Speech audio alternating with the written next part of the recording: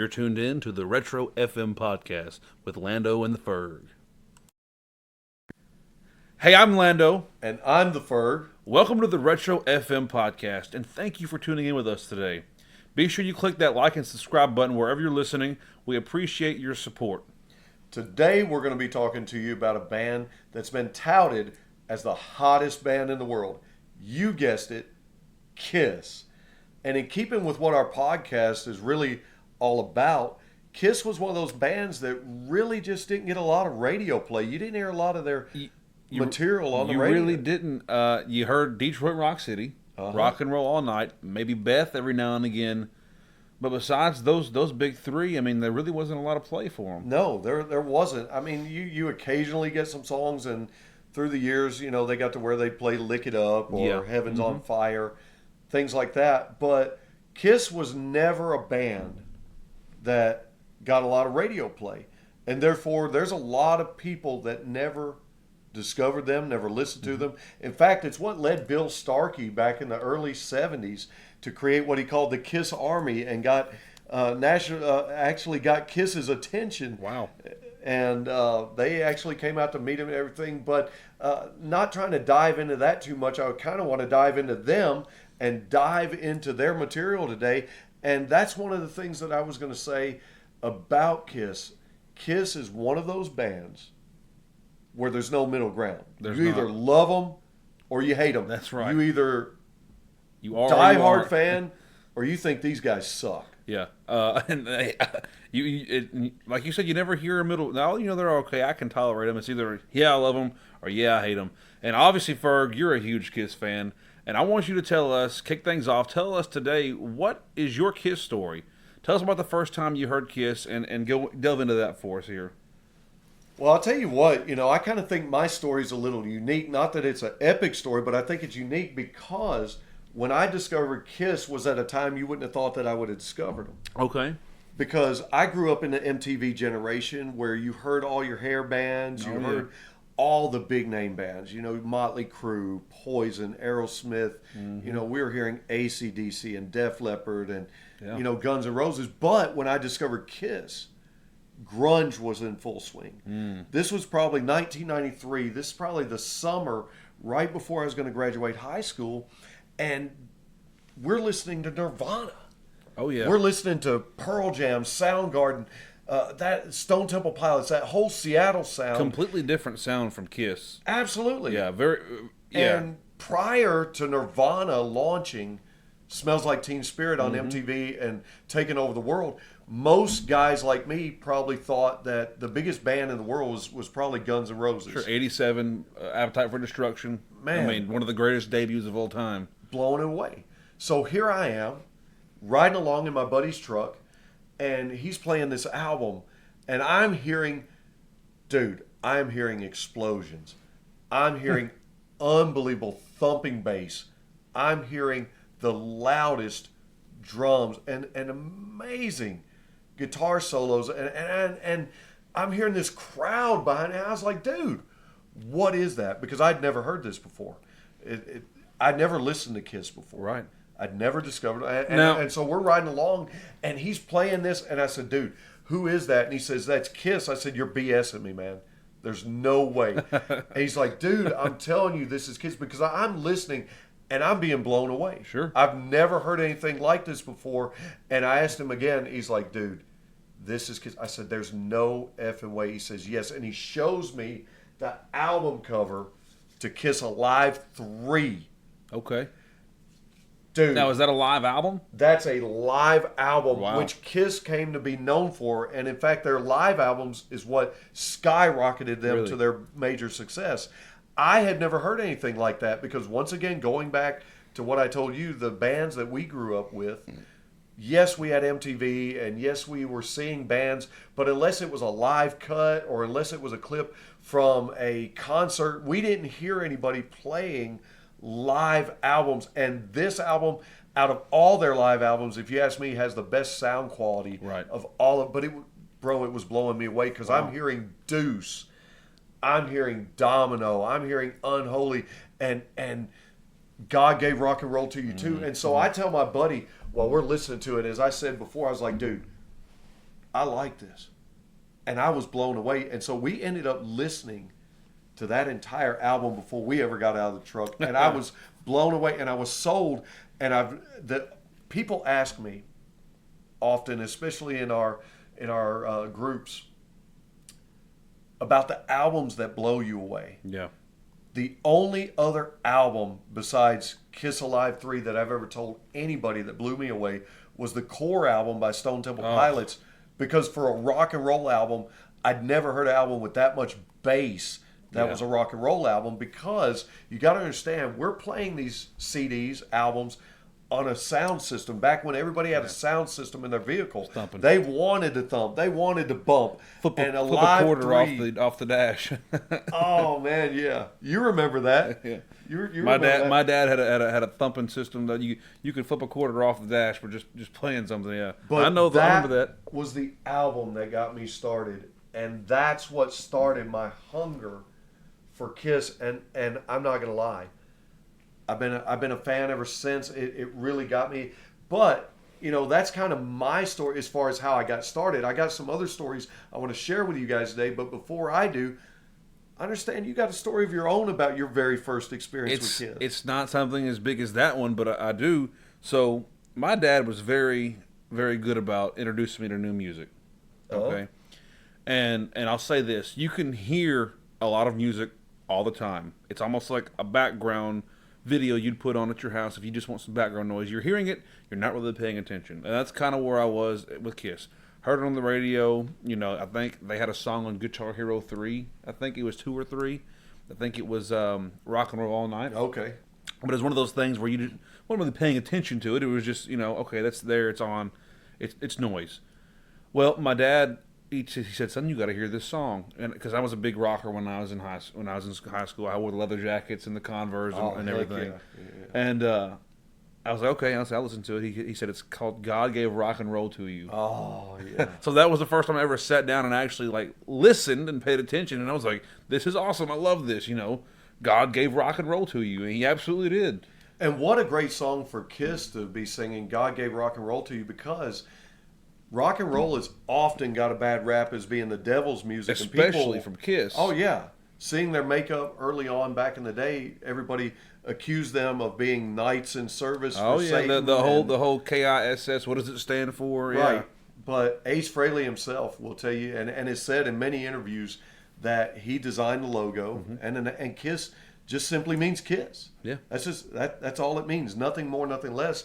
And truth of it is, being a longtime Kiss fan, I can tell everybody that's listening to us today, I used to own 21 of their albums. I've listened to almost their entire catalog, and I can tell you, I have never heard one satanic song in any of their content. Nothing praising the devil, nothing praising. Sure, there's songs like "Hotter Than Hell," "Unholy." There's some things like that, but nothing pointing to we're giving homage. And they say, well, why is Gene wear the? Yeah, I get it. Gene wears the demon makeup and he does the blood splitting, for entertainment. Right. But Gene Simmons himself is a Jew and he believes in God. And last I checked, most Jews do believe in God, and so they catch a bad rap. But there's another thing though, right in and of itself, is you hear that phrase a lot. Even bad publicity is still publicity, right? So everybody's hearing. So maybe somebody's like, well, maybe I ought to check them out for myself. If these guys are, satanic, I think I'll check it out for myself. And then they realize, oh, well, no, these guys are just a good band. Right. And I had heard all those stories, and I had listened to the guys that had said, oh, man, I don't like them. I won't listen.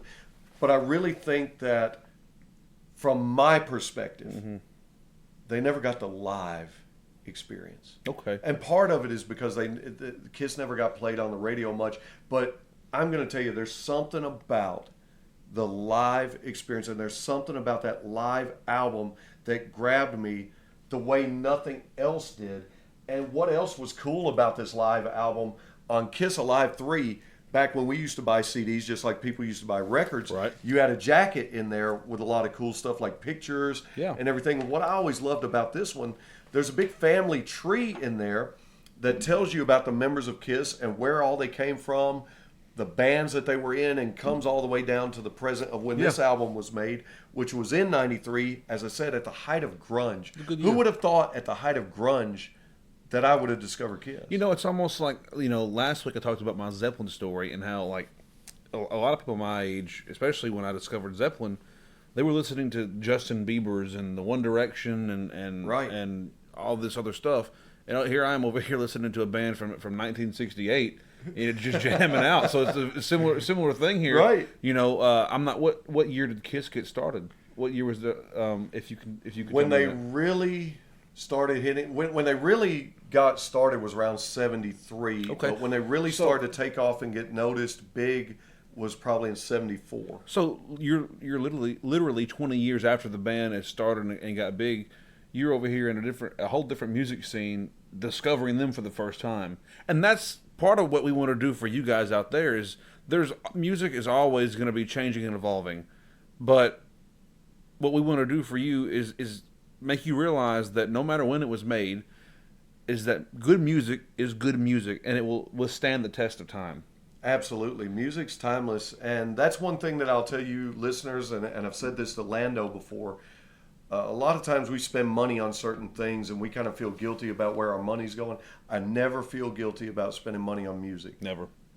Ever. Never. Music's timeless. Now go ahead and tell us about this family tree this here. This family tree. Yeah. I'm going to tell you, there's a couple of cool things I think you guys would find entertaining. And one of those is some of the bands that some of the band members were in before they got into Kiss. Now, most diehard Kiss fans will know that Gene and Paul, and then later Peter Criss, were in a band called Wicked Lester.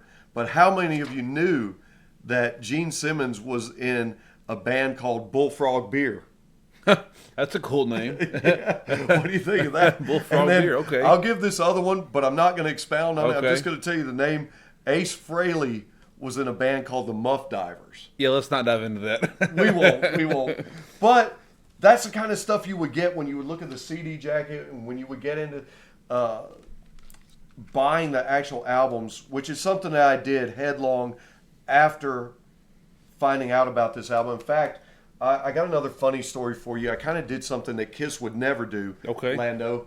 I'd been telling all my buddies about Kiss. You know how when you find something new or you find out something you're excited about, you want to tell everybody about it. So I'd been telling some friends of mine about it. Well, I also did something Gene and Paul never would have done. Okay. I don't know if you remember from your days, but I know from when I was growing up, there was something girls would do back in the day when I would grow up, long before we had Snapchat filters and all this technology. Yeah. When girls wanted to look really pretty, they do what they call glamour shots. Yeah, I know what you're talking about. Well, I had happened to stay over the weekend at one of my real good buddies' house. Where's this going? One Going for? No, not like that. But he happened to show me this picture of this girl that hung out in our group. We had this group that hung out, comprised of guys and girls, at the front of the school before our classes would get started.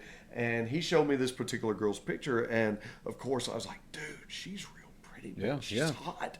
I thought she was hot. And I didn't know he was going to go run off and tell her about it. So he goes off and he tells her. And so next thing you know, she comes to school. Really? All dolled up, bro. I mean, from head to toe, she's dolled up and she's looking great. And she comes and she stands next to me. And obviously to try to get my attention because my buddy had went and told her what I said, which I didn't know he was going to do. And out of nowhere, just as soon as she comes up to me to get my attention, another buddy of mine out of nowhere comes running up to me. Dude, I got this Kiss tape, man. We need to go out to my truck and check this out. And I don't know if it was Animalize or Hot in the Shade. I can't remember which one of those it was at the time. But I was so into Kiss at this time that I did something so un-Kiss-like. Dude, I stone cold left her and standing there and ran off with my buddy to go listen to this Kiss tape. And she was mad at me for the rest of the day, bro. Wow. That's funny. Yeah, Gene and Paul never would have done that, or probably not Ace and Peter either. But I found out she was mad at me, and I had asked her later. I was like, "Did you do that for me?" Or what? She's like, "Duh, yeah." Like, you big idiot. But I did Oh, redeem man. myself. We remained good friends, and Good. I was able to take her to senior prom, so I Well, good redeemed deal. myself a little bit. So Good maybe deal. Gene and Paul's not too mad at me, but that was totally unkiss like. But I told that story to tell you guys how into this band I was, because you know what it's like when you have a band that really grips you, really gets you, and you just kind of get consumed there for a little while, especially when you're young. Oh yeah, oh yeah. When you're in that sort of impressionable age, oh yeah, man, you could just delve right in, and me and you have talked about this before, Ferg, but getting lost in the music. Oh yeah. Yeah, You totally do. You get lost absolutely. in the music. And similar to what we told you in our Led Zeppelin episode, any Kiss fan has to culminate their experience Okay. with the ultimate experience, It's kind of like the pilgrimage. like the pilgrimage. Okay. Little did I know when I was falling in love with Kiss as a band during this time, when I was doing stupid things like leaving her standing there and just going all out buying tapes and CDs. Little did I know that the original band members were going to get back together, because this was in 93, and then it was just a few years later in 1996 they show up at the MTV Music Awards with Tupac. Okay. With full makeup Oh. in the boots and the Yeah. outfits and everything, and man, the crowd's just going nuts because I can imagine. they've been without the makeup for all these years, Right, and right. just everybody was wanting to see the original band members get back together, and so they do. And I was one of the lucky ones that in 2000, while they're on their Psycho Circus tour with the reunited band, I got to go see them live in concert in Memphis, Tennessee. One of the best shows I've ever seen in my life. I got to see Gene rising up and doing the God of Thunder solo, Yeah. and he's got the blood coming down, man, and Peter Chris's drum rising. He's just rising to the top. A show. With the It was a man, show. it was an amazing show. Ace's guitar is setting on fire and smoking. He's just wailing away like classic Ace. And then you got Paul Stanley swooping out over the top of us, over the crowd. And man, I'll never forget it. And that's why I say Kiss is a band that you've got to experience live. That goes with that whole love or hate thing. A lot of people that won't give them a chance or Right. hate it, they never saw them live.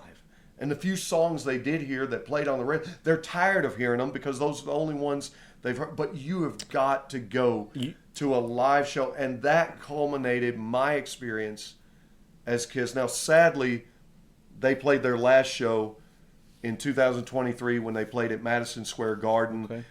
As far as touring, they are still going to do some Avatar shows throughout 2027. I don't know what that comprises of, but the original members, of course, are not together right now. Tommy Thayer is in Ace's makeup. Of course, Eric Singer, who'd played with the band for many, many years.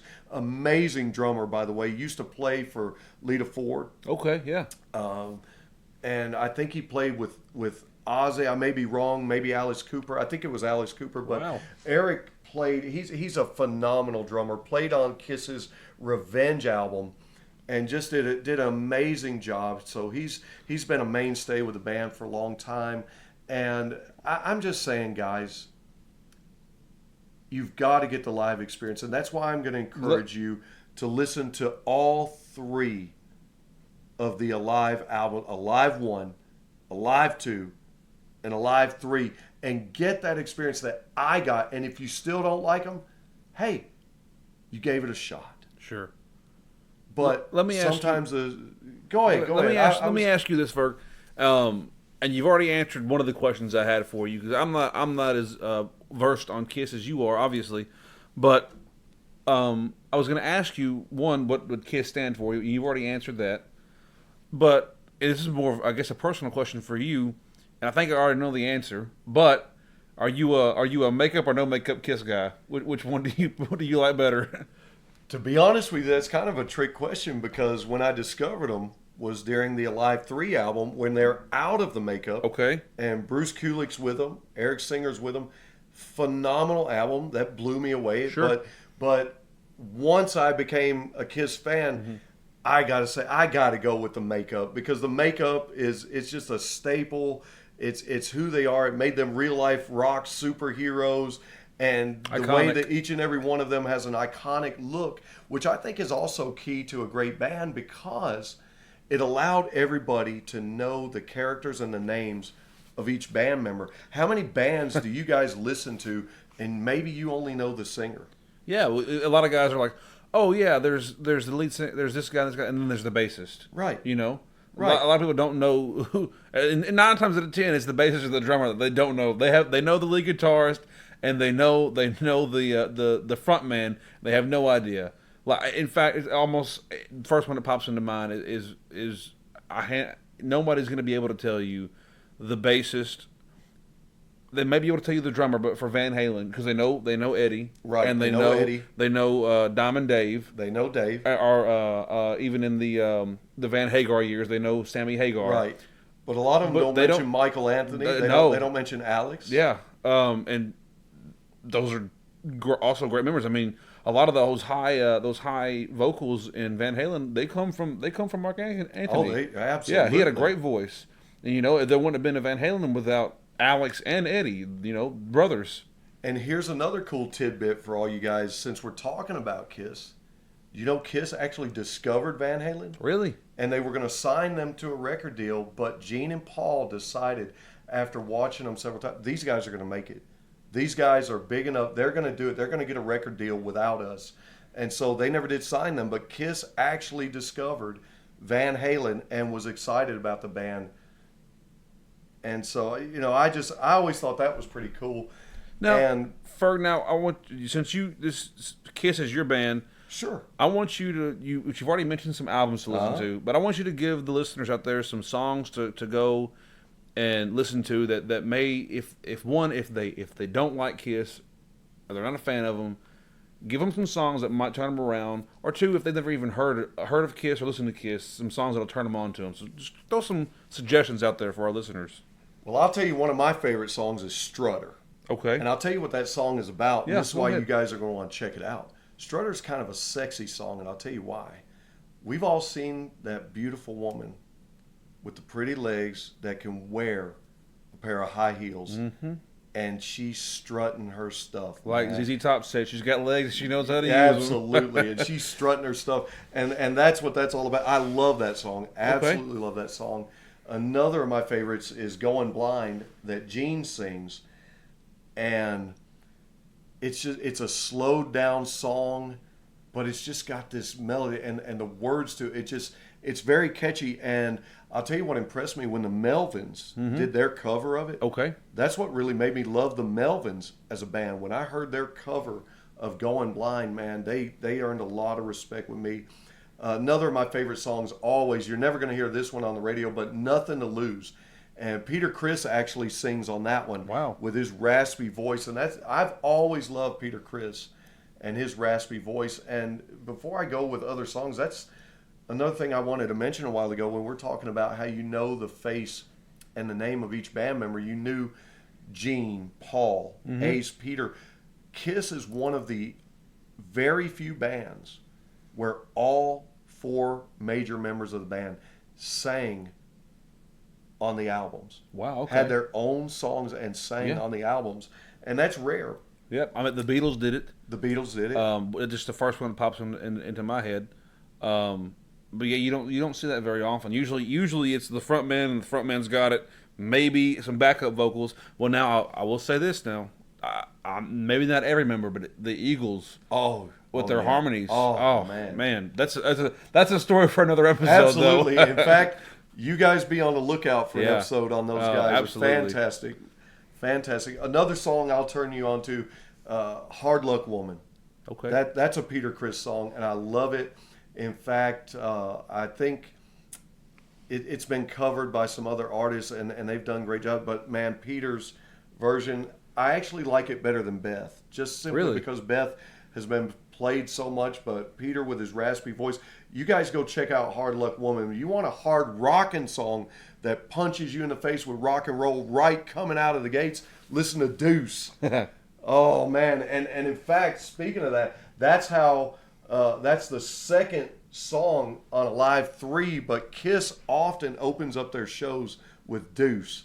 An amazing song. Another song that I love is Parasite. and it really just showcases Ace's guitar playing skills. A lot of them do. The song "She," "Watching You," but "Parasite." Man, a lot of people don't give Ace Frehley the credit he's due. I put him, if not top 10, definitely top 11, 12. He's up there for me. Sure. All-time guitar players. Ace was a phenomenal.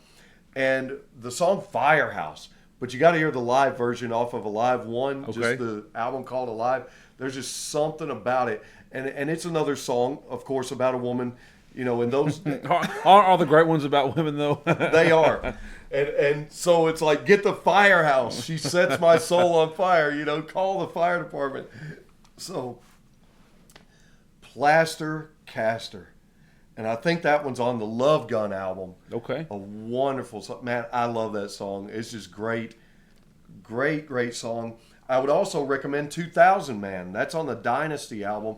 And Ace Frehley sings that one. It's actually a cover of a Rolling Stones song. Okay. The Rolling Stones originally did it. But to be honest with you, I like Ace's version. Sure. I like Kiss's version with Ace singing on it. And they did that on the MTV Unplugged album as well. Okay. Did a fantastic job on that one. And then Domino off the Revenge album. Man, Gene really shines on that one and comes through. And I would encourage you guys to listen to these. And I'll tell you a couple other albums that I would recommend. One in particular, obviously probably their hottest selling album besides their live albums was the Destroyer album. Okay. That's when they introduced Detroit Rock City. Wow. That was the album that had Beth. I believe God of Thunder was on that album, and that's probably their biggest seller outside of their live albums. But another album that I always loved was Rock and Roll Over. I just love the artwork on that cover, the cartoon art of theirs, and it's kind of like a circular saw blade. You know, them going around is wonderful coloring there. But there's some fantastic songs on that album, and I think Rock and Roll Over is on that one because that's what the album is called. Smashes, Thrashes, and Hits. I know that one. I know that one is pretty much a greatest hits album, Lando. But can I tell you and the listeners what I think is so special about that? Go one? right ahead, please. Well, you know, the original members at one time broke up. Right, I didn't. And so they brought in another drummer for Peter Criss. His name was Eric Carr. And a lot of longtime Kiss fans love Eric Carr. Really? He ended up wearing the Fox makeup. He's got a drum solo on that album from 1981 that'll absolutely knock your socks off. And in fact, Tommy Lee of Motley Crue said he was inspired to play drums by Eric Carr. Really? Wow. So I definitely recommend that album, if for nothing else. Or if you guys like Ferg, I don't want to get the albums, man. I want to download my... Go check out Eric Carr's 1981 drum solo. Phenomenal. And as you mentioned earlier, sometimes drummers don't get... They don't get the recognition. Yeah. I definitely recommend the Revenge album. Okay. That was the album right before the MTV Unplugged, right before Alive 3. That was probably the last studio album before all the original members reunited, but phenomenal album. Definitely recommend that. And then there's one other album that I wanted to talk about that I thought was pretty cool. Back when I was collecting all these CDs, because I was going nuts, I had to have everything with Kiss on it, everything. Well, I happened to get a German import called Killers. Bootleg. A bootleg, okay. Yeah. It was, for those of you that aren't aware what a bootleg album is, it's basically someone has taken and recorded a live concert without the permission of the band, and they've put it out there. There's bootlegs of pretty much any band you'd want to be able to find. And this wasn't necessarily a live album, but there are some live tracks on that album. In fact, one of my favorite tracks on that album is Nowhere to Run. But here's the interesting thing about that album. You talked about the Kiss name and the logo earlier. Well, because this was put out in Germany as a compilation album, they wouldn't draw the lightning bolt style S's in the Kiss logo because they didn't want it to look like, the SS from Nazi Germany. And so they drew a different design for the S's on that album. I always thought it was cool since I had that. Yeah, thank you for correcting me on that, by the way. It's not necessarily always a live album, but it's just an unauthorized recording of the, Right, of the right. band that's put out there. Right. It's not something. Yeah. Absolutely. Now I'll tell you what. We were telling stories earlier. Yeah. Can I tell another story? Man, go right ahead. I love them. I want to tell you another story. I want to tell you something that most people might get interested in. Okay.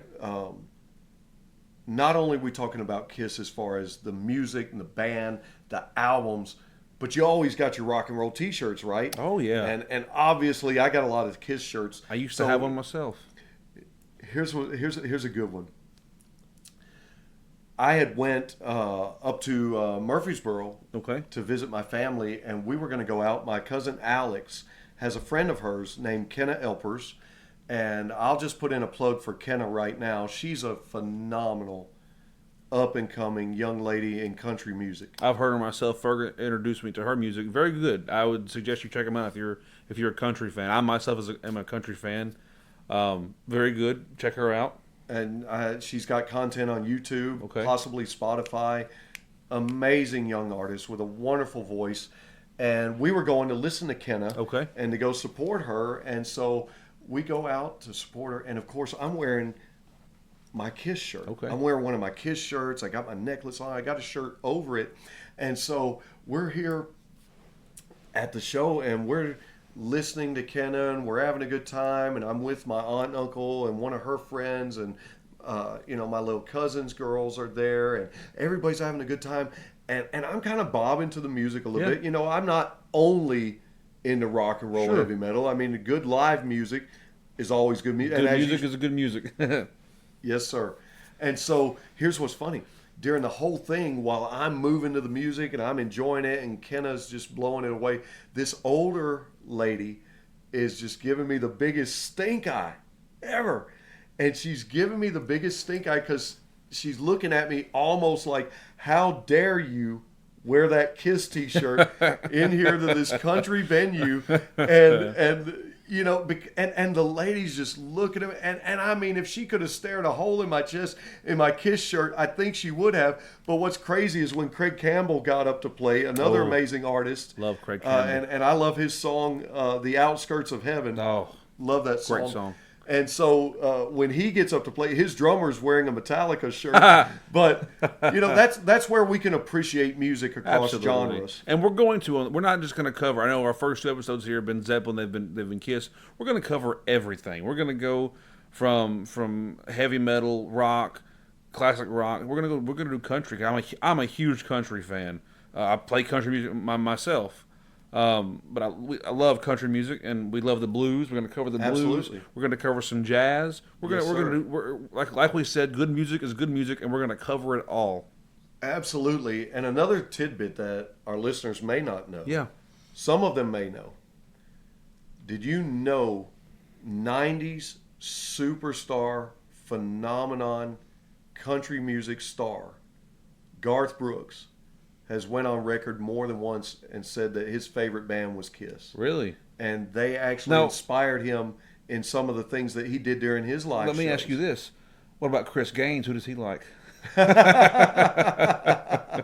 the little joke for some of you out there may not get that. Chris Gaines was an alter ego per se of Garth Brooks back in the day when he tried to go the rock direction. But anyways, I digress. Go ahead, Ferg. I had to throw that in there. Hey, I'm glad you did. I'm glad you did because we're all about having fun on here as well.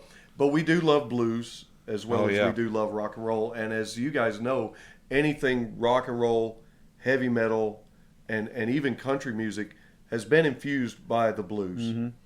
And you wouldn't think that Kiss or any of the members of Kiss, with the style of music they play, would be in the blues. But something that I saw a few years back, Paul Stanley, and I guess he and his wife, I believe it was, had purchased a house or built a house. And one of the first things Paul did was he did a painting. Paul Stanley does some paintings. Really? And the painting that impressed me that he had hanging up, that was his own artwork. He did a painting of none other than King of the Mississippi Delta Blues, Robert Johnson. Wow. And you would not have thought that from Paul Stanley. You would have thought heavy metal, rock and roll, like everything. Kiss, you would think would be the furthest thing from, but really impressed me and really blessed me also as a blues fan to see that one of my heroes, Paul Stanley, also giving great homage to the great Robert Johnson. Absolutely. Blues extraordinaire. Blues ties into everything. Blues ties in to everything, and it is one of the foundational genres of not just American music, but music across the world. Absolutely. Well, listen, guys, we want to thank you for listening to us this evening or morning or wherever you're listening from, whatever time it is, wherever you're listening. Thank you for listening to us this evening. It's evening where we're at. Be sure and leave a comment, leave a like. Go ahead and subscribe to us and turn the notification bell on so you're notified every time we put an episode out. We love each and every one of you. We love your support. Thanks again for listening, guys. Keep the music alive out there.